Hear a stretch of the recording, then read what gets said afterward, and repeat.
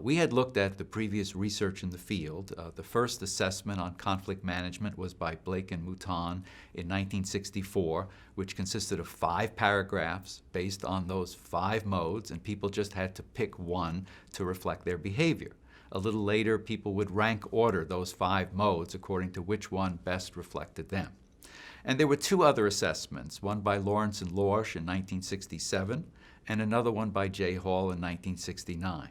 But what was fascinating is the results of those 3 assessments. More than 90% of the managers said they were high on collaborating, and their lowest was avoiding.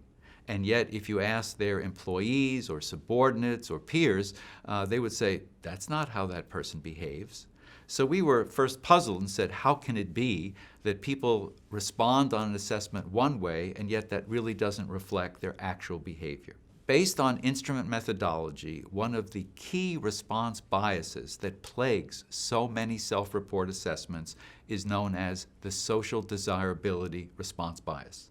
That's a fancy term for people taking assessment and being more concerned with how they appear to themselves or others than actually measuring their behavior, their beliefs, or their personality. So people would actually take an assessment and say, whether it's conscious or not, how do I look good? How do I come out well? How do I want to appear?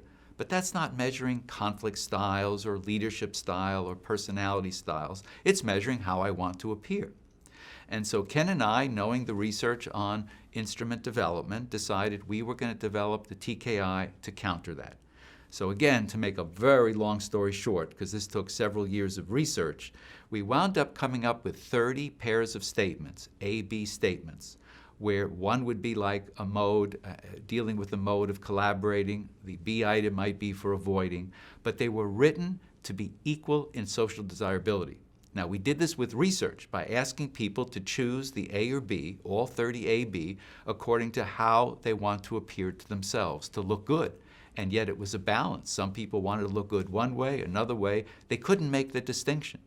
And the whole premise is you have to then respond to the 30 A-B items according to how you actually behave in conflict situations, not how you want to appear to yourself or others. And when we did the research, we found that all those other 3 instruments I mentioned, more than 90% of results would be based on social desirability. Ken and I got that bias down to 17%. So that is a huge difference. What that says is some astute people can still pick out the collaborating items and say that sounds better than avoiding, but we've reduced that bias tremendously. So it was our effort in first developing the TKI to come up with a solid, valid assessment of conflict handling behavior. And then later, as we got more interested in teaching and consulting, we said, wow, this could really help people. This could make a big difference.